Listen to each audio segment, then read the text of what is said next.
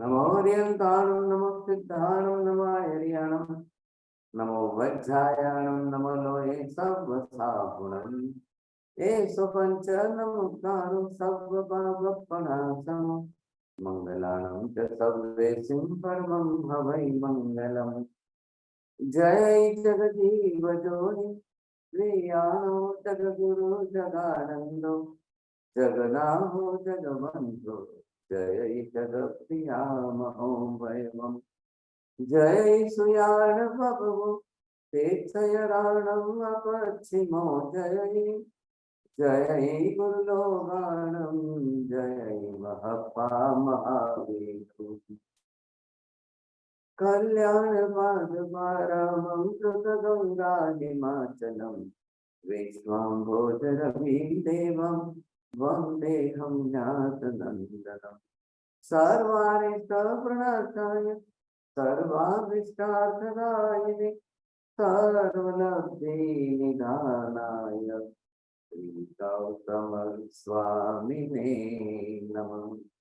श्री सुधर्मा स्वामिने नमः। अज्ञानतिमिरान्धकारां ज्ञानाञ्जनशलाकया नेत्रमुन्मीलितं येन तस्मै श्री गुरवे नमः। धर्मलाभ बहुत बहुत आशीर्वाद। सभी को सादर जय जिनेन्द्र। गंधर्वाद की इस 143वीं कक्षा में आप सभी का हार्दिक स्वागत है। जैसा कि पूर्व कक्षा में हमने देखा था कि कर्म के संबंध में ही चर्चा चल रही थी और ये चीज देखने में आई कि पंचास्तिकाय द्रव्य में से मात्र आत्मा ही एक ऐसा द्रव्य है जिसमें कर्म चिपकते हैं, अन्य कोई भी द्रव्य में कर्म नहीं चिपकते हैं। साथ में देखा कि कर्म को बनाने वाला ही कौन है? कर्म को बनाने वाला ही कर्ता आत्मा है। आत्मा ही कर्मण्य वर्गणा के आधार से कर्म को बनाती है। फिर ये चीज देखी कि जो कर्म है वे 8 प्रकार के होते हैं। उसके संदर्भ में हमने दर्शनावर्णीय कर्म के संदर्भ में भी समझा था और अन्य विशेष बात भी कर्म के आधार से जानी थी। आगे की कक्षा के लिए महाराज साहब से निवेदन करता हूँ। चलो बहुत बहुत धन्यवाद दर्शन। कि हम यहाँ पर एक बात तो निश्चित है कि मूलभूत रूप से हाँ जी, आत्मा जो है अनंत गुणों की स्वामी है, ये पहले हमें स्वीकारना है। बिना गुण के आत्मा द्रव्य ही नहीं है। अब दुनिया में कोई आत्मा को इस प्रकार का द्रव्य न माने तो क्या करेंगे? वो बात अलग हो गई। ये सत्य की निष्ठा वाला गुण है। मैं कुछ गुणों के नाम लिखता हूं, आप भी होमवर्क करके विस्तार कर सकोगे। ये समता है, ये नम्रता है, ये सरलता है, ये संतोष है, ये दया है, ये करुणा है, ये गंभीरता का गुण है, ये धैर्य का गुण है, ये निर्मलता का गुण है, पवित्रता का गुण है, परोपकार का गुण है। आप एक एक से एक एक जो जो जिस जिस प्रकार के गुण मिल रहे हैं, निस्वार्थ भाव का गुण है, विनय का गुण है, विवेक का गुण है, और पर जिस तरह के जैसे जैसे गुण है, अब ये सब क्या है? आत्मा के गुण है। बात यह है कि गुण का ऊपर गुण से जब आप विपरीत आचरण करोगे तब कर्म का बंधन निश्चित होगा। अब देखिए यहाँ पर आपको ये समझ लेना है कि दोनों बात है, आपको ख्याल आ जाएगी। नंबर 1 ये हो गया आत्म धर्म। अब ये हो गया आत्म धर्म, ये आत्म गुण से विरुद्ध अधर्म। आत्मा के गुणों से विपरीत विरुद्ध चलने वाला ये अधर्म है, समझे। अब जब जब आत्मा अपने गुणों से बिल्कुल विरुद्ध चलेगा तब उसको जो है कर्म बांधना, तब जाकर के उसको कर्म बंधने ही वाले हैं। कर्म बंधना निश्चित है, इसमें कोई दो राय। जो आत्मा, इधर देखिए, जो आत्मा धर्म का आचरण करे अर्थात आत्मा गुणों के अनुसार आचरण करे तो कर्मों का क्षय होना भी इतना ही अनिवार्य है। दोनों बात आ गई। बोलिए विपुल जी, दोनों शब्द। जब आत्मा अपने गुणों के अनुसार कार्य करे तो उसका कर्म की निर्जना निश्चित है। अगर का आत्मा गुण से विपरीत कार्य करता है तो उसका कर्म बंधन निश्चित है। हाँ, ये दोनों जगत के व्यवहार में है। अब आत्मा को ही इस तरीके से नहीं मानोगे तो कर्म आपको मानने का कैसे संभव बनेगा साहब। आत्मा को इस स्वरूप में, अनंत गुणवान मूल सूत्र स्वरूप में मानना ही मानना है। महावीर तो केवल ज्ञान से ये स्पष्ट कर गए कि बिना गुण का तो कोई द्रव्य होता ही नहीं है। आकाश एक गुण वाला है, धर्मास्ति का एक गुण वाला है, अधर्मास्ति का एक गुण वाला है, पुद्गल 4 गुण वाला है और आत्मा अनंत गुणों वाला है साहब। ये बात निश्चित आ गई, समझे कि नहीं। अब ये प्रमाण में आपको समझ लेना बहुत अच्छा है। बोलिए जैन साहब, डॉक्टर साहब बोलिए, जस्ट रिपीट द सेंटेंस। जो आत्मा अपने स्वाभाविक गुणों के अनुरूप आचरण करता है तो उसके कर्मों की निर्जरा निश्चित है। हाँ, अगर आकाश के कितने गुण? आकाश का एक गुण, धर्मास्ति काय का एक गुण, अधर्मास्ति काय का एक गुण, पुद्गल के उद्गल के 5 गुण रहते हैं, वैसे 4 गुण है, और आत्मा के अनंत गुण। बस बस बस बस। हाँ जी, अब थोड़ा ध्यान दीजिए। आकाश का सिर्फ अवगाहना प्रदायक एक ही गुण है। धर्मास्ति काय का सिर्फ गति सहायक एक ही गुण है। अधर्मास्ति काय का स्थिति सहायक सिर्फ एक ही गुण है। पुद्गल के सिर्फ वर्ण गंध रस स्पर्श ही गुण है। और आत्मा के समता, नम्रता, सरलता, संतोष, दया, करुणा, धैर्य, गंभीरता, धीरज आदि अनंत। नंबर 1, आकाश को कोई कर्मबंध होता ही नहीं है। आकाश अपने गुण से विपरीत कभी चलता ही नहीं है। आकाश कहाँ अजीव द्रव्य है ना, वो कोई चेतन द्रव्य तो है नहीं। उसको तो अपने गुण से विपरीत चलना ही नहीं है, कभी अनंत काल में भी नहीं था। धर्मास्ति काय को अनंत अनंत काल में कभी भी अपने गुण से विपरीत कुछ भी नहीं करना है। वो निष्क्रिय द्रव्य है, वो खुद सक्रिय ही नहीं है। अधर्मास्ति काय को कभी अनंत काल में अपने गुण से विपरीत कुछ भी आचरण करना ही नहीं है, उसको निष्क्रिय द्रव्य। चलो 3 तो एक तरफ हो गए। चौथा पुद्गल। अब पुद्गल के अंदर उसके वर्ण गंध रस स्पर्श गुण कभी नष्ट होते ही नहीं था। तो पुद्गल तो हमेशा ही जब भी रहेगा तो वर्ण गंध रस स्पर्श वाला ही रहेगा था। हाँ, चेंजिंग फॉर्म के अंदर बदलते रहेंगे। लाल है तो पीला बनेगा, पीला है तो काला बनेगा, काला है तो ये बदलता रहेगा। इसमें क्या फर्क पड़ गया उसको? वर्ण गंध रस स्पर्श बदल जाए, इसमें उसका पुद्गल का कोई नुकसान ही नहीं है। हाँ, अब बात रही अकेला बचा है। कौन बचा है? सिर्फ आत्मा अकेली बची है साहब। अब आत्मा अपने गुणों से विपरीत आचरण कर ले, स्वगुण से विपरीत आचरण कर ले, सत्य के बजाय मिथ्या कर्म, समता के बजाय क्रोध कर दे, नम्रता के बजाय अहंकार कर दे, सरलता के बजाय माया कपट कर दे, लोभ के बजाय ये संतोष के बजाय लोभ कर दे साहब। सभी गुणों से विपरीत आचरण कर ले। क्यों करती है आत्मा? जब उसको स्वार्थ लगा, जहां जैसा स्वार्थ लगा, जिस तरह से जो लगा कर लिया। अब वो जब करेगा तो निश्चित रूप से एक एक के ऊपर कर्म का आवरण बनेगा। इसलिए आकाश पर कर्म के आवरण नहीं लगते हैं, धर्मास्ति काय पर कर्म के आवरण नहीं लगते हैं, अधर्मास्ति पाए कर्म के आवरण नहीं लगते, पुद्गल पर कोई कर्म का आवरण नहीं बनता है। सिर्फ और सिर्फ किस पर बनेगा? आत्मा पर ही बनेगा। लेकिन आत्मा पर दूसरी आत्मा का आवरण नहीं चढ़ रहा है। आत्मा पर पुद्गल परमाणुओं का आवरण चढ़ेगा, वही कर्म बनेगा। ख्याल आया आपको? ये जो है ये कार्बन वर्गना के पुद्गल परमाणु है। अब ये सब कार्बन वर्गना के पुद्गल परमाणु। अब आपने देखा कि आत्मा अपने गुण से विपरीत आचरण जब भी करे तो ये कार्बन वर्गना के पुद्गल परमाणु ये आ गए आपकी आत्मा के साथ में, ये आ गए। जैसे जैसे जिस किसी ने भी किया विरुद्ध आचरण किया, ये आ गया और आपके गुण को ढक दिया। अब यहाँ से ये कर्म के आवरण आए, ये आपके गुण को ढक दिया था। ये आए, इसने आपके गुण को ढक दिया। ये कर्म के आवरण आए, इसने आपके गुण को ढक दिया था।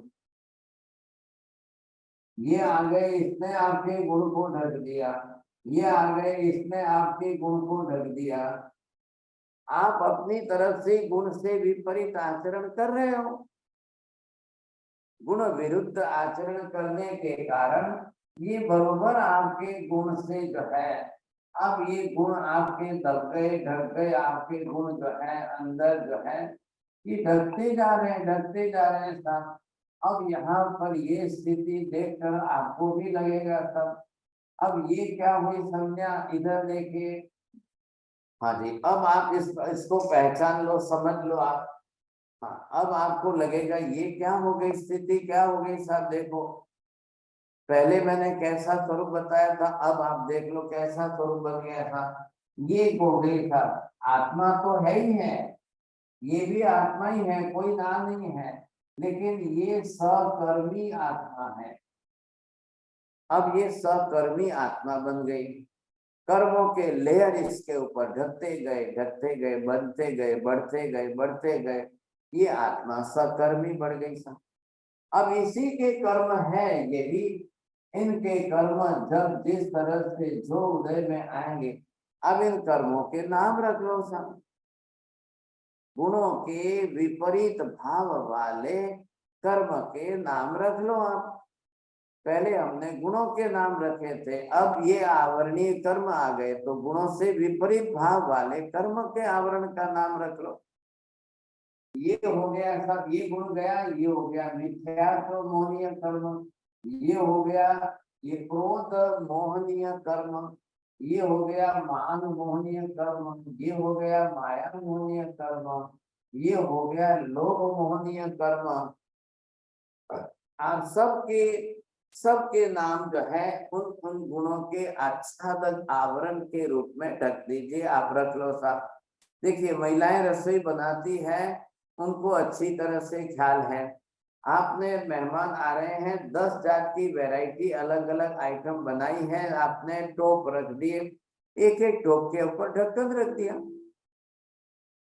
इसमें दाल है, इसमें कढ़ी है, इसमें चाय है, इसमें दूध है, इसमें चावल है, इसमें सब्जी है, इसमें आपने 10 टोप रखे हैं, 10 टोप के ऊपर अलग अलग ढक्कन रख दिए।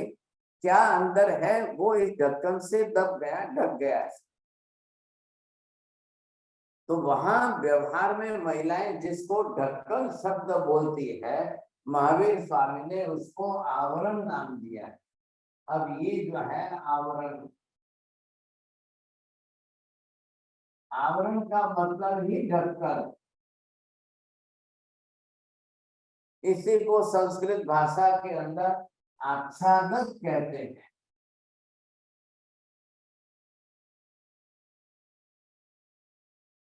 अब ये आच्छादक है। अब आप क्या करेंगे साहब, जो जिस गुण का आच्छादक बना है, आप उसका आगे का गुण का नाम लिखो। ये कुछ किस गुण का आच्छादक है, गुण का नाम लिखिए आप। तो यहाँ पर आप क्या लिखोगे, ये शब्द आपने लिख लिया ज्ञान, अब हो गया ज्ञानावरणीय कर्म हो गया। इसी को बदल करके जब आप यहाँ पर दर्शन शब्द लिख दो, तब जाकर के ये जो है दर्शनावरणीय कर्म बन गया। आप इस गुण की जगह पर जो शब्द है उसका आवरण के रूप में नाम लिख दीजिए, हो गया, कर्म बन गया। समझे कि नहीं। अब किसी को अलग ही नाम देना है, आपने दिया इसको जो है, ये गुण कौन सा है, चारित्र गुण है, चारित्रावर्णीय कर्म हो गया। अब आपको चारित्रावर्णीय कर्म नाम देना है, या दूसरा नाम इसके लिए आपको दिया है, आप इसको मोहनीय कर्म दीजिए।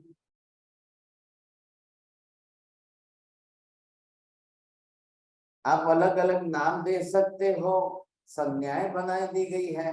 अब संसार के अंदर जितने अनंत जीवात्माएं हैं उतने ही सबके अपने अपने अनंत अनंत अनंत कर्म बन गए। बस बात इतनी सी है। अगर कर्म न हो तो सबके गुणों के अनुसार सबका आचरण एक सरीका एक जैसा रहेगा। जब कर्म बन जाएंगे तो कर्मों के हिसाब से सबका आचरण भी एक सरीका रहेगा। अब आप ये देख लो भाई, सब कर्म जो है बने हैं तो किस प्रकार का। इंडियन लोग क्रोध करेंगे, अमेरिकन लोग क्रोध करेंगे, अफ्रीकन लोग करेंगे, स्पेनिश लोग करें, ब्राजीलियन कर्म करेंगे। तो भाई क्रोध तो सबका ही क्रोध है, अलग अलग एक ही तरीका होगा। पात्र ही अलग अलग है ना। कोई बाप बेटे पर करे या पति पत्नी पर करे या पत्नी पति करेंगे, रिलेशन ही बदलेंगे। क्रोध तो क्रोध ही है। मान अभिमान तो मान अभिमान के रूप में ही है सब। माया कपट तो माया के रूप में ही है। लोग तो पूरी दुनिया में लोग के अंदर एक सरीखा ही लोग हैं सबके अंदर। खाली जी इंटेंसिटी कम ज्यादा होगी, डिग्री कम ज्यादा होगी, और क्या कम ज्यादा होगा उसमें? कुछ भी कम ज्यादा नहीं होगा। डिग्री कम ज्यादा जरूर होगी और कोई नहीं, सबका अपना अपना अपना अपना है। तो कर्म कर्म के रूप में संसार के अंदर व्यापक स्वरूप से सब पर हो। संसार के अंदर सभी जीवों के ऊपर ये मोहनीय कर्म है। मोहनीय कर्म के अंदर क्रोध मोहनीय, मान मोहनीय, माया मोहनीय, लोभ मोहनीय। बताइए इस समय स्वर्ग के देवी देवताओं को मोहनीय कर्म है कि नहीं? आप ना तो नहीं कह सकते हो। तो देवी देवताओं के लिए वहां उनका क्रोध मान माया जो है, लड़ते हैं, झगड़ते हैं, सब कुछ करते हैं, मारामारी भी करते हैं, सब कुछ हो रहा है। देवी देवता हुए तो क्या हुए, है तो संसार के ही अंग है ना वो भी। तो वो भी कर्म बांध रहे हैं, उनको भी कर्म बंद हो रहा है। बिना कर्म बंध के स्वर्ग के देवी देवता भी एक दिन भी खाली नहीं जाता है ऐसा। अब करेंगे तो बांधेंगे, करेंगे तो बांधेंगे, इसमें तो कोई दो राय नहीं है। अब मनुष्य मनुष्य करेगा, मनुष्य बांधेगा। पशु पक्षी है, पशु पक्षी बांधेंगे। चींटी मकोड़े हैं वो भी बांधेंगे। लास्ट में एकदम जो आ रहा है, निगोद के जीव भी राग द्वेष करेंगे, क्रोध मान कसाय करेंगे, वो भी कर्म बांधेंगे। अब क्या करेंगे आप? ये तो होना ही होना है, ये तो करने वाले सभी जीव करेंगे। इसलिए संसार में इस तरीके के अनंत कर्म हो गए, अनंत जीव हो गए। बस बात कहाँ आती है, हिंदू धर्म में अनंत आत्मा का ही निषेध कर दिया, बात ही उड़ा दी। बस ईश्वर एक ही आत्मा है और वो ईश्वर कोई पाप करती नहीं, ईश्वर को कोई कर्म बंद होता ही नहीं है था। अब वो किसी संसार में अन्य जीवों का तो अस्तित्व ही नहीं मानते। कुरान के अंदर इस्लाम ने यही बात स्वीकार ली कि एक अल्लाह ही है, बाकी कोई नहीं। बाइबल के अनुसार जीसस ने एक ही बात स्वीकार ली कि only the supreme power have the life you see, what about all other living beings? नहीं, किसी के अंदर कोई आत्मा ही। अब वो तो आत्मा ही नहीं मानेंगे तो आत्मा का अनंत गुणात्मक स्वरूप कौन माने? महावीर तो इतनी डिटेल में बता रहे हैं। अब बुद्ध धर्म के गौतम बुद्ध जो है वो आत्मा शब्द का प्रयोग करके क्षणिक बताकर नाशवंत कह देते हैं। तो वो तो आत्मा के इन सब गुणों की बात ही नहीं कर रहे। अब त्रिपिटक के अनुसार तथागत बुद्ध को पूछा गया, भाई आप तो आत्मा है कि नहीं हो? आप तो परमानेंट हो, आपकी आयुष्य इतने वर्षों की हो गई, तो आप कितने वर्षों की उम्र वाले? आप कितने वर्षों की उम्र वाले हो? आप कैसी आत्मा हो? क्या आपकी आत्मा नष्ट हो गई? तो फिर ये कह रहे हो आप तो बोधि सत्व का ज्ञान हो गया, बोधि वृक्ष के नीचे बैठे, और बिल्कुल बोधि वृक्ष के नीचे बैठे आपको तो ज्ञान हो गया। फिर बोधि वृक्ष को और आपके ज्ञान को क्या संबंध है? क्या संबंध क्या है उसके साथ? कल आप चौड़िया जी जाकर के पेड़ पौधे के नीचे बैठ जाओ, 100 साल तक बैठे रहो, कितना ज्ञान होगा आपको देखते। किस वृक्ष किस पेड़ के नीचे बैठोगे, कहाँ ज्ञान हो। ये तो एक बाहरी निमित्त बताया गया, वृक्ष के नीचे, समझे कि नहीं। तो वृक्ष के नीचे बैठने से ज्ञान होता है। अरे भाई साहब, कई लोग वृक्ष के नीचे पूरी जिंदगी बिता देते, लेकिन जब तक ज्ञानावरणीय कर्म का क्षय नहीं होगा वहां तक ज्ञान थोड़ी हो जाएगा। सोचिए, इन बाहरी निमित्तों को लेकर के आप वृक्ष को बड़ा कर दो। हो नहीं नहीं नहीं, चलो भाई चलो, सब जने जाके बोधि वृक्ष के नीचे बैठो। क्या हो जाएगा सब? रोज बैठो ना, कितने भी लोग बैठ जाओ, क्या होगा?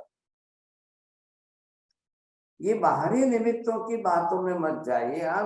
आपको कर्म क्षय करना ही करना है, तभी जाकर के आत्मा के जो गुण है वो प्रकट होंगे, नहीं तो नहीं। बात इतनी। अब इन गुणों को प्रकट करने पर जो है, आवरणीय कर्मों का क्षय करो और गुण प्रकट करो, या गुण प्रकट करके आवरणीय कर्मों का क्षय करो, या आवरणीय कर्मों का क्षय करके गुण प्रकट करो। साहब, बात तो एक ही है। बोले बीना बेंदेशा, just repeat the both two sentence. गुण प्रकट करना है तो आवरणीय कर्म को डिस्ट्रॉय करना है, और आवरणीय कर्म डिस्ट्रॉय करते हैं तो गुण प्रकट होते हैं। हाँ, अब ये यहाँ पर धर्म की व्यवस्था आ गई। साहब, कर्म क्षय करना है, ये धर्म की व्यवस्था है। गुणों को प्रकट करना है तो आपको दूसरा कोई साबुन ला करके नहाने से कुछ नहीं होगा, वो तो आपकी स्किन जो है क्लियर हो जाएगी। अंदर क्या है? अंदर आत्मा है, चेतन आत्मा के अंदर आपके गुण पड़े हुए हैं। आत्मा द्रव्य का शुद्धिकरण, not the physical purification, not the blood purification. शरीर के साथ की कोई बात की जरूरी नहीं है। था शरीर तो शरीर ही है, इसमें क्या करना है आपको? क्यों ना कह रहे महावीर, क्यों ना करे महावीर? कह रहे भाई शरीर पर कोई कर्म बनता ही नहीं है, तो कहाँ सवाल आ रहा है? शरीर पर कोई कर्म नहीं लगता है, मन पर कोई कर्म नहीं लगता है, वचन पर कोई कर्म, इंद्रियों पर कोई कर्म नहीं लगता है, कहीं पर कोई कर्म के परमाणु नहीं चिपकते, सिर्फ और सिर्फ आत्मा पर ही लगते। तो कर्म आत्मा पर लगेंगे। आत्मा में है क्या? आत्मा के अंदर उसके गुण हैं। लगते हैं कर्म किस पर? आत्मा प्रदेशों पर। ये कपड़ा है, व्हाइट कपड़ा है सर, नो डाउट। अब इस व्हाइट कपड़े के ऊपर जो है आप ब्लैक इंक से स्पॉट कर दो, तो कपड़े के जो थ्रेड है, क्रॉस पॉइंट है, उस पर ये इंक लग जाएगी। लेकिन अब इंक जब ऊपर सरफेस पर दिखाएगी तो वो जो ब्लैक स्पॉट है यहाँ पर, अब वो आपको बरोबर इस कपड़े के ऊपर दिखाएगा। तो ब्लैक स्पॉट क्या करेगा? कपड़े की जो व्हाइटनेस है, सफेदी है, उसको ढक देगा, उसको दबा देगा अंदर। उस ब्लैक इंक ने कपड़े की व्हाइटनेस को नष्ट नहीं किया है। ये बात जरूर समझिए, कपड़े की व्हाइटनेस को नष्ट नहीं किया है। ऊपर उसका व्हाइट के ऊपर ब्लैक का लेयर बन गया है। अब आप उसको 2 बार 4 बार 5 बार धो लो, ये व्हाइट ब्लैकनेस निकल जाएगी, कपड़ा ओरिजिनल व्हाइट फॉर्म में वापिस सामने आ जाएगा। ये मैंने एग्जांपल दिया है। तो यहाँ पर भी सेम बात है।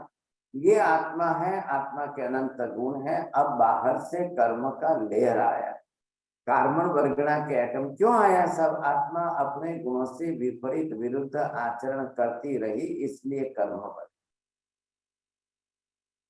हाँ जी, ध्यान देना, गणधरवाद के अंदर जो क्लास चल रही है, अग्निभूति गौतम जो कर्म को नहीं मान रहे उनको समझाया जा रहा है।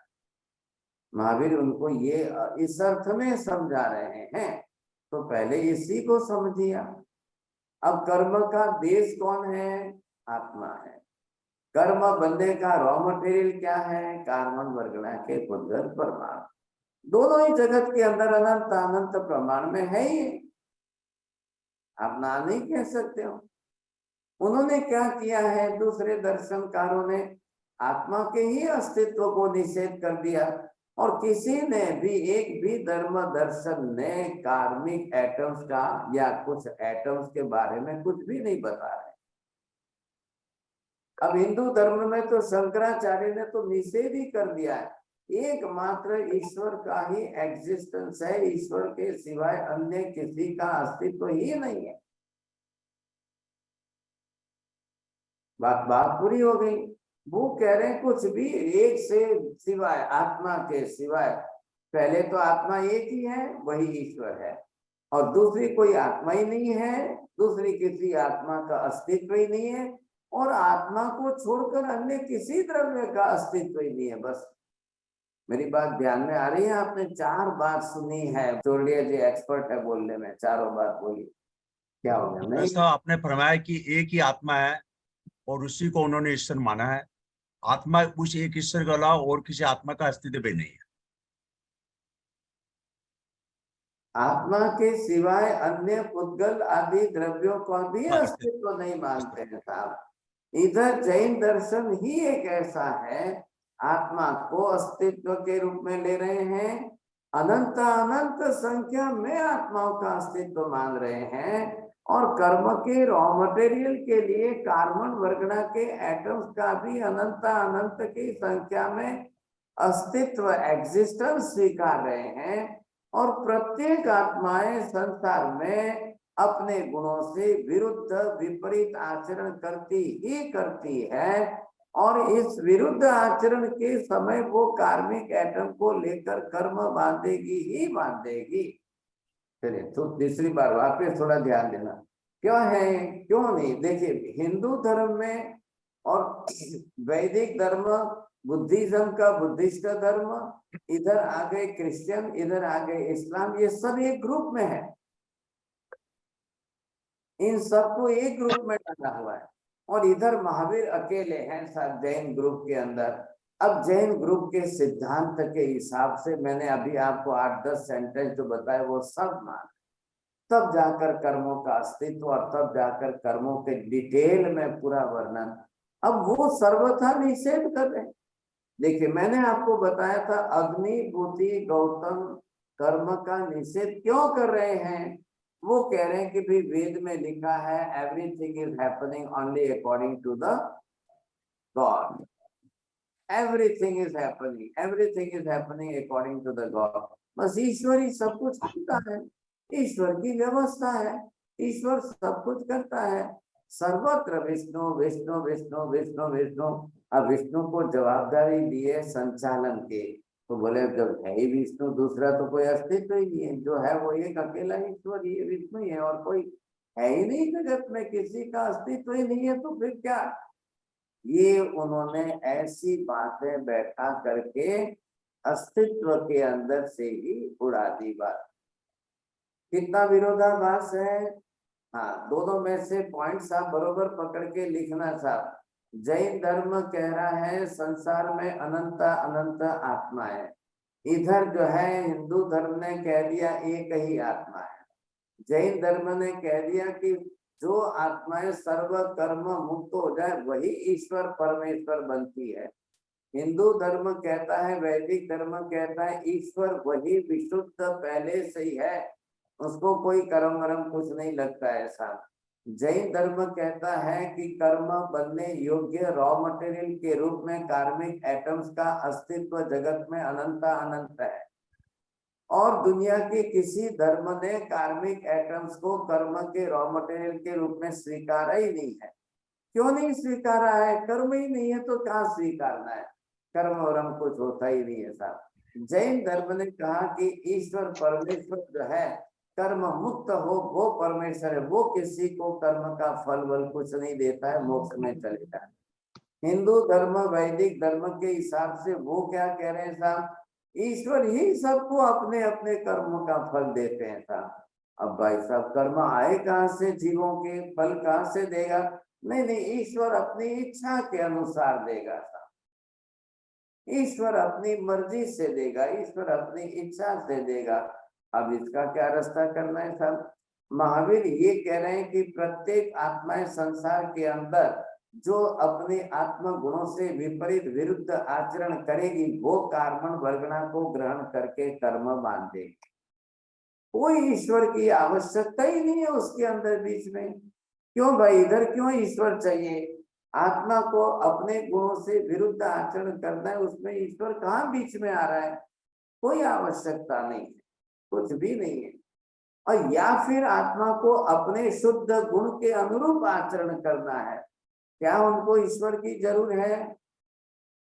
थोड़ा सा ध्यान दीजिए। अभी आप सब क्या कर रहे हैं? आत्मा के ज्ञान गुण के अनुरूप आप आचरण कर रहे हो। आप तत्व ज्ञान समझ रहे हो, जिन वाणी श्रवण कर रहे हो। ये क्या चल रहा है इस समय? ज्ञानाचार चल रहा है। ये ज्ञानाचार है। आप आत्मा गुण के अनुरूप आचरण कर रहे हो, उससे सबके ज्ञानावरणीय कर्मों की नेजरा बराबर होती है। अब जितना कंसंट्रेशन जिसका होगा उतने परसेंटेज नेजरा होगी। देखिए, अब स्थान क्षेत्र काल भूल जाओ।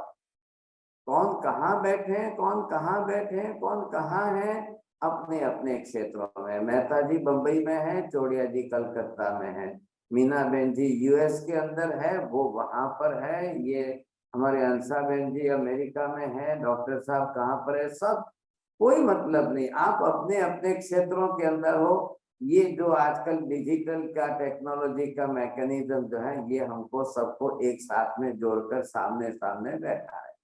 हमने उसका साधन का सदुपयोग किया और हम बरोबर जो है ज्ञानाचार के अंदर मस्त रहते हैं। 2 घंटे तक आप ज्ञान निमग्न बने रहते हो, ज्ञानाचार के स्वाध्याय में रत रहते हो। निश्चित आपकी नेजरा होती है, निश्चित नेजरा। नेजरा मतलब क्या है साहब? नेजरा का मतलब क्या है? क्या हो रहा है नेजरा के अंदर? आप ये देखेंगे तो जो ये आत्मा के ऊपर आवरणीय ये जो कर्म बंधे हैं, अब ये परमाणु परमाणु बिखर करके अलग हो जाए साहब।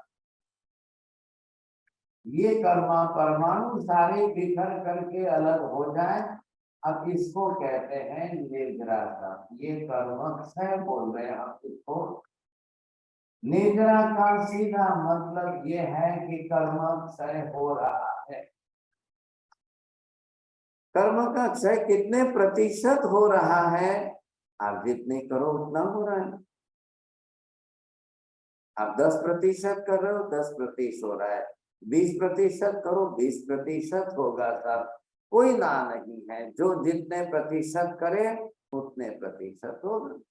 इसमें कहा ना है साहब, कोई भी करे, कितने प्रमाण में करोगे, आप किस तरह से करोगे, वो आपको सबको अपने अपने हिसाब से देखना है। तो ये एक प्रक्रिया तो है ना। तो जो कर्म मानेंगे वही कर्म निद्रा की बात भी करेंगे। अब हिंदू धर्म के अंदर वो कैसे करेंगे कर्म निद्रा की बात? वो कर्म निद्रा की बात कैसे करेंगे? सोचिए आप, समझे कि नहीं? जब कर्म ही नहीं मानना है, आत्मा ही नहीं माननी है, तो निद्रा की बात कहाँ आई? महावीर तो बरोबर पूरी प्रक्रिया बता रहे हैं। पूरी प्रक्रिया प्रोसेस है कि हाँ जी कैसे कर्म बन रहा है, ऐसे कर्म बन रहा है, ऐसे कर्म बन रहा है। अब ये कर्म बन करके ये आत्मा के ऊपर लेयर बन गए। अब इसके पहले क्या था? गुण था। अब ऊपर आवरणी आ गया, कर्म बन गया सब। अब ये जिस प्रकार से जैसे कर्म बन गए, तो ये कर्म सत्ता में है। अब कौन सा कर्म है, ये कौन सा कर्म है, ये कौन सा कर्म है? तो गुण से विपरीत भाव के उस कर्म को नाउन एक संज्ञा दे दो।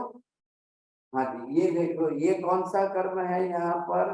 अब जो कर्म हमारे आत्मा के गुण पर यहाँ पर जो चढ़ा है, तो ये मिथ्यात्वमोनीय कर्म। ये यहाँ पर सम्यक दर्शन गुण है, उस गुण के ऊपर ये उल्टा आ गया, तो अब ये उल्टा ही बोलेगा।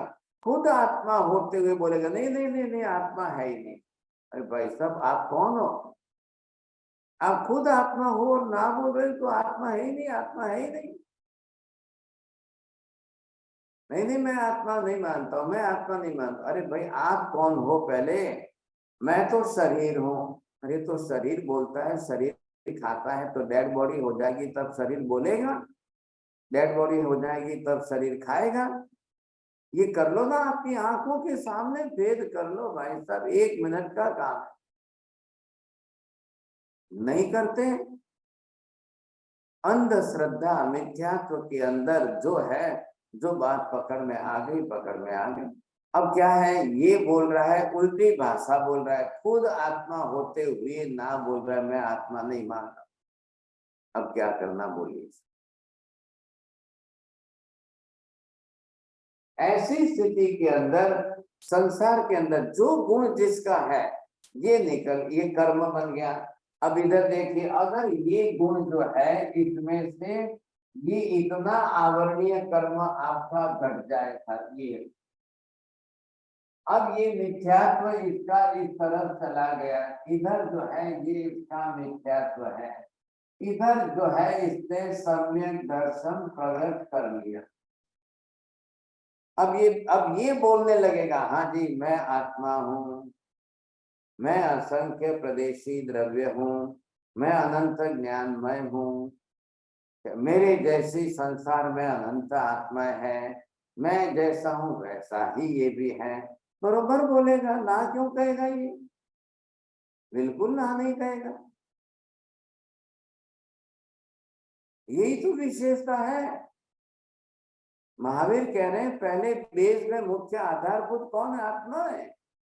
अब उसके ऊपर कर्म आवरण।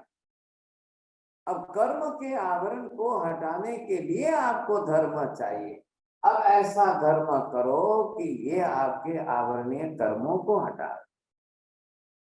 बात ये, इस पर ध्यान दीजिए, आपके बरोबर कर्म क्षीण होंगे, समझे? होने ही चाहिए, बरोबर होंगे। जब हम आत्मा के गुणों के अनुरूप आचरण करते हैं तो बरोबर कर्मों का क्षय होना ही होना है। या उल्टा करोगे, आप आत्मा गुणों से विपरीत आचरण करोगे तो कर्म का बंध होगा। वही कर्म आपके उदय में आएंगे साथ, वही कर्म फिर आपको परेशान करेंगे। अब कर्मों के उदय से जिसको आप दुखी देखोगे, अब आप क्या मानोगे? कर्म के कारण दुखी है कि ईश्वर के कारण दुखी है? अपने कर्मों के कारण दुखी होकर के भी लोग जो है अपना कर्म नहीं मानेंगे और ईश्वर को मानेंगे। भाई साहब ये तो ईश्वर की माया है, ईश्वर की मर्जी है। अब ईश्वर कभी सुखी रखता है, ईश्वर कभी दुखी रखता है, ईश्वर कभी, अरे भाई जब ईश्वर की मर्जी है और ईश्वर आपको दुखी रखता है तो क्यों जा रहे हो मंदिरों में? फिर वहां जाकर के ईश्वर के पास जो है मुझे दुख से मुक्त करो, मेरा दुख दूर करो, क्यों ये सब झंझट करते हो? स्वीकारो ना, ईश्वर आपको दुखी कर रहा है तो प्लीज एक्सेप्ट इट। आपको ईश्वर की इच्छा, ईश्वर की आज्ञा स्वीकार लेनी चाहिए। नहीं नहीं, तब तो लोग कहते हैं यहाँ जाओ वहां जाओ, आज तिरुपति जाओ, कल बालाजी जाओ, कल वैष्णो देवी जाओ, कल उधर जाओ। नहीं ये हमारे दुख दूर करेगा, ये सिद्धि विनायक दूर करेगा, ये अष्ट विनायक दूर करेगा, फिर ये क्या चक्कर लगाया आपने? ईश्वर अपनी मर्जी से आपको दुखी कर रहा है, उसकी मर्जी के हिसाब से ईश्वर जो है संसार की व्यवस्था कर रहा है, तो आप क्यों जाकर के बीच में पड़ते हो? स्वीकार हो ना, ईश्वर ने आपको दुख दिया है, स्वीकार हो। नहीं नहीं नहीं नहीं नहीं साहब, मैं 1000 उपाय करके भी लोग दुख को दूर करने के लिए रात दिन मेहनत करते हैं, रात दिन मेहनत दौड़ते हैं, जाते हैं, भागते हैं, करते हैं, कोशिश करते हैं सब। ये क्यों चक्कर चलाया रखा है? ये भी तो आपको देखना है। आखिर ये कर्म का चक्कर है। इसीलिए यहाँ पर महावीर ने बहुत अच्छी व्यवस्था बैठाई। कैसा आत्मा स्वरूप है पहले ये समझना है आपको। जब तक आत्मा स्वरूप ही नहीं समझोगे आप कर्मों का स्वरूप समझ नहीं पाओगे। आत्मा स्वरूप ही नहीं मानना है आपको, फिर कर्म का सिद्धांत कैसे मानोगे आप? आधारभूत आत्मा है, आधेय कर्म है। आत्मा ने किया है इसलिए कर्म है। तो महावीर ने कहा कि भाई ईश्वर की कोई आवश्यकता नहीं, ऐसा ईश्वर हमको नहीं चाहिए, ऐसा ईश्वर जगत में ही नहीं है, तो कहां से ला?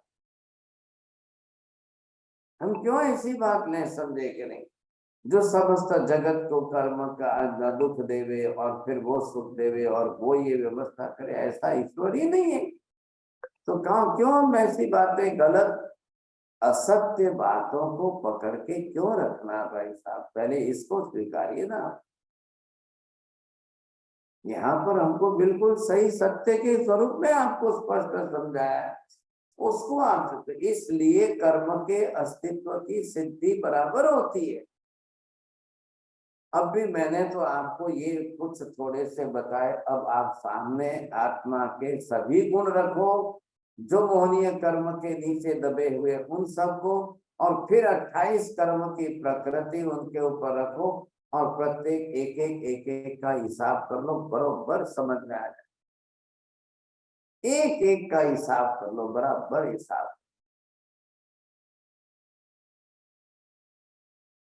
तो ये केवल ज्ञानी है महावीर, सर्वज्ञ है, सर्वदर्शी है। इन्होंने बरोबर स्पष्ट रूप से बता करके एक गुण बताए, गुण पर आवरणीय कर्म बताए, कर्मों की सब डिविजनल प्रकृतियां बताई, और फिर संसार के अनंत जीवों पर किसके ऊपर कितना कर्म, किसके ऊपर कौन सा कर्म, किसके ऊपर कैसा कर्म, सब बरोबर बताया। ये विशेषता है, और इस विशेषता को नहीं स्वीकारोगे तो आप कभी जिंदगी में नहीं। और दूसरी तरफ पूरी संपूर्ण व्यवस्था गुणों के अनुरूप बताई, इसके हिसाब से कर्मों की व्यवस्था बैठी, और जितनी जैसी कर्मों की व्यवस्था बैठी उसके अनुसार कर्म क्षय कारक या कर्म निवारक या कर्म रोधक धर्म की व्यवस्था भी इतनी ही बरोबर बैठा ही था। क्यों डॉक्टर साहब, पहले आप डायग्नोसिस करते हो कि नहीं? आप डायग्नोस कर करके पहले ये देखो भी इसकी ट्यूमर स्टमक में है कि ब्रेन में है, आप इसकी ट्यूमर कहाँ, क्या, कौन सी ट्यूमर है, कैसी ट्यूमर है, then you will operate it. अब ऑपरेट करने के लिए आपके सिस्टम में कि हम इस तरीके से ऐसी सर्जरी करेंगे, बरोबर वो वहां से ट्यूमर निकाल देंगे, ये पेशेंट बच जाएगा। तब जी ma'am, always the treatment is according to your diagnosis. तो फिर यहाँ पर भी महावीर कह रहे हैं कि भी कर्म के अनुसार ही धर्म की व्यवस्था है, कर्मानुसार धर्म की व्यवस्था है। कर्म नहीं स्वीकारोगे तो धर्म भी नहीं रहेगा। तो उन्होंने क्या कह दिया मेहता जी, ध्यान से सुनिए, धर्म भी ऐसा चाहिए, ईश्वर को प्रसन्न करने का धर्म चाहिए। ईश्वर प्रसन्न हो जाए, ईश्वर राजी हो जाए, ईश्वर इतने प्रसन्न हो जाए कि वो सब सुख मेरे को ही दे दे और किसी को ना दे। क्यों भाई साहब, ईश्वर को प्रसन्न करने की बात कहाँ है? क्या जरूर है? क्यों ईश्वर को प्रसन्न करने हो? आपके करने से ईश्वर प्रसन्न होकर आपको देंगे, कि आपके करने न करने पर ईश्वर प्रसन्न हो न प्रसन्न हो तो भी वो आपको सुख दुख देंगे कि नहीं देंगे? क्योंकि वहां पर वो क्या कहते हैं, just like in the Bible what they say that oh the god wish will done, you say, according everything god happens according to the wish of God, not my wish is not important, the god's wish is important। Mahavir ने कह दिया भाई साहब, ये wish की बात क्यों बीच में लाते हो? जब सर्व इच्छाओं से समाप्त हो जाए, ऊपर उठ जाए, वही तो परमेश्वर परमात्मा बनता है। अब उनको तो कोई इच्छा रहती ही नहीं है। अब वो जीवों को अपनी इच्छा अनुसार जब सुख दुख देंगे तो ईश्वर को कितना पाप लगेगा, ईश्वर को कितना कर्म बंधेगा। वो दूसरों को दुखी करेंगे, दुख देंगे, दुख देंगे, दुख देंगे, दुखी करेंगे, दुखी करेंगे, तो वो कितना कर्म बांधेंगे। तो वो तो ना बोलते हैं सर हिंदू धर्म, ईश्वर को कोई कर्म बनता ही नहीं है, ईश्वर को कर्म वर्म कुछ नहीं बनता है, ईश्वर को कर्म लगता ही नहीं है। महावीर कह रहे हैं भाई साहब, कर्म भी लगता है, पाप करे तो कर्म बंधेगा, कर्म उदय में भी आएगा। और 12.5 बरस हमारे महावीर ने अपनी साधना के दौरान सब प्रकार के कर्मों की व्यवस्था बता दी। कैसे कर्म लगते हैं, कैसे कर्म भुगते जाते हैं, कैसे कर्म भुगतने पर क्या परिस्थिति निर्माण होती है।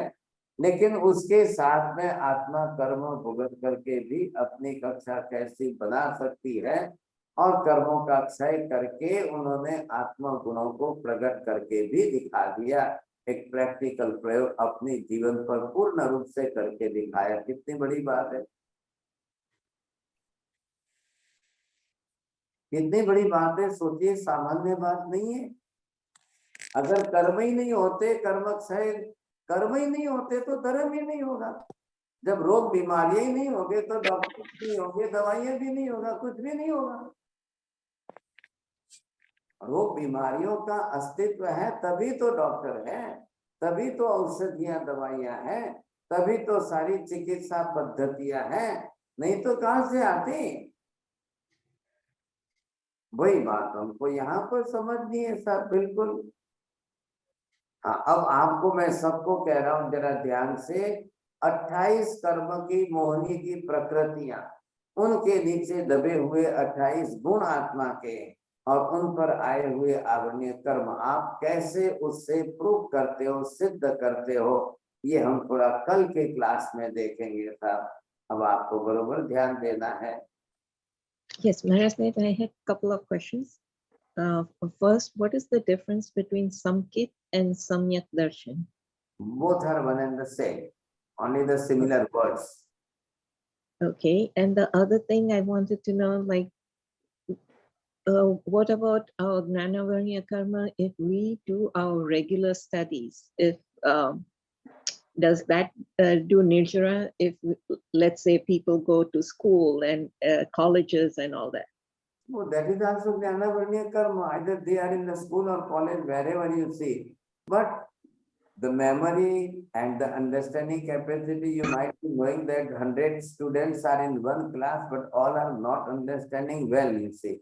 Some of them, we are understanding what the teacher is teaching, but some of them, they are not remembering it, they are not understanding. So their Sutta Gnanavarnya Karma, Mati Gnanavarnya Karma, each and everyone have that type of Gnanavarnya Karma. But does Nirjara happen that time when? No. That's what I question. Different Right. type of knowledge. No, that type. Right. That is different type of knowledge. Thank you. नीति बहन जी बोली कि जैसे carbon वर्गना में अनंत पुद्गल परमाणु है, तो क्या मुझ जीव आत्मा ने, क्या कोई ऐसा परमाणु है जो मुझ जीव आत्मा ने अभी ग्रहण नहीं किया हो? सभी परमाणु अनंत बार यूज हो चुके हैं। Each and every single atom which is used in infinite times. अच्छा, वो भी आप द लॉ ऑफ कॉजेशन के अंदर आप ये भी समझ रहे हो कि not a single atom is totally destroyable. कोई परमाणु सर्वथा संपूर्ण नष्ट होता ही नहीं है, नॉट ए सिंगल एटम। तो वो क्या है, परमाणु की एक चेन है, साइकिल चलती रहती है, पर्याय का परिवर्तन होता रहता है। Same like that we are taking the oxygen and we are just removing the carbons, you see. So that carbon dioxide goes outside, again it will convert in the oxygen form, again we will take that oxygen, again we will remove the carbon, you see, the cycle will just continue go on. वो भी श्वासोश्वास की वर्गना ही है, तो same है। अभी हमने carbon वर्गना ली, ये कार्बन वर्गना के पुद्गल परमाणु हमने छोड़ दिए निर्जरा के, ये जाएंगे, कॉम्बिनेशन बदल जाएगा, फिर वापस चेंज होते रहेंगे, चेंजिंग फॉर्म में आते रहेंगे, फिर बांधेंगे, फिर जाएंगे, बिखरेंगे। लॉ ऑफ कॉजेशन के हिसाब से not a single atom is absolutely destroyable, not at all. और एक भी आत्मा भी नष्ट नहीं होगी, एक भी द्रव्य पदार्थ मूल स्वरूप में नष्ट होता ही नहीं है, परमानेंट ही है। Thank you. बोलिए डीसी जैन साहब, बोले। महाराज साहब, जो निगोद के जीव हैं, ये जो क्रोध मान माया लोभ की जो कर्म बंधन का जो उनका काम है, वो निगोद के जो असंगी या दूसरे जो असंगी पंचेंद्रिय जीव हैं, वो भी क्या ये इतना अच्छे से कर सकते हैं जैसा पंचेंद्रिय हम लोग कर सकते हैं? हाँ, हमारे जितना नहीं उनके प्रमाण में करेंगे तो सही ना। अब ये जो है ये इसके अंदर ये अब ये अनंत निगोद के जीव है साहब। अब इनको भी अपना शरीर तो बनाना ही है ना। अब इनको शरीर बनाना है, इनको जीवन जीना है, इनको पानी पीना है, आहार लेना है, स्पर्श करना है, ठंडा स्पर्श, गर्म स्पर्श, आठों प्रकार के उष्ण स्पर्श। अब इनको ये आलू प्याज है, इसको आप धूप में रखो या इसको फ्रिज में रखो तो कड़क धूप के अंदर गर्म लगेगी, गर्मी के कारण क्या होगा। और आप इसको फ्रिज में रख दो -डिग्री टेम्परेचर पर, तो इसके अंदर के इन जीवों को भी राग द्वेष तो होना ही होना है ना। है तो आखिर तो आत्मा ही तो है, तो इनका राग द्वेष होगा, इनको भी कर्म बांधना है कि नहीं बांधना है। इनको आहार पानी लेना है, इनको भी तो राग द्वेष किए बिना कैसे मिलेगा आहार पानी। बरोबर कर्म बांधेंगे तब बरोबर चलेगी ये प्रक्रिया। जी महाराज। हाँ जी, बोलिए चौड़िया जी। महाराज साहब आपने फरमाते हैं कि आत्मा के अनंत गुण है, तो आत्मा के गुणों को क्या मतलब काउंट नहीं किया जा सकता? अरे भाई, जब एक एक गुण अनंत है या प्रमाण अनंत है, अब आप कहाँ काउंट करने जाओगे। करो, करके देख लो आप कैसे करोगे साहब। ये लिस्ट कितनी बड़ी है। और जब एक एक गुण का प्रमाण महावीर स्वामी का ज्ञान प्रकट हुआ तो वो केवल ज्ञान कितना अनंत है कि तीनों काल के अनंत पदार्थों को देख रहे हैं। इस तरह से भी ज्ञान अनंत गुण है, और जिस तरह से वो देख रहे हैं तो दर्शन भी अनंत प्रमाण में गुण है। अब आप बताइए साहब, ये जब इतने अनंत प्रमाण में है तभी तो उनको तीनों काल का अनंत अनंत पदार्थों का देखना जानना सब कुछ हो रहा है कि नहीं हो रहा है। नहीं महाराज साहब, मेरा कहना कि जैसे समता, सरलता, नम्रता, ये सब गुण को काउंट नहीं किया जाता कि मतलब अनंत कैसे हो गए? हाँ, ये सब अनंत के प्रमाण में है, संख्या भी अनंत है और प्रमाण भी अनंत है। अब आत्मा के गुणों का हिसाब निकालिए ना आप। अच्छा हाँ, प्रमाण कभी होमवर्क तो करो, पहले एक बार 108 लिख लो, चलो 108 लिख लो, फिर बाद में देखेंगे। अच्छा महाराज साहब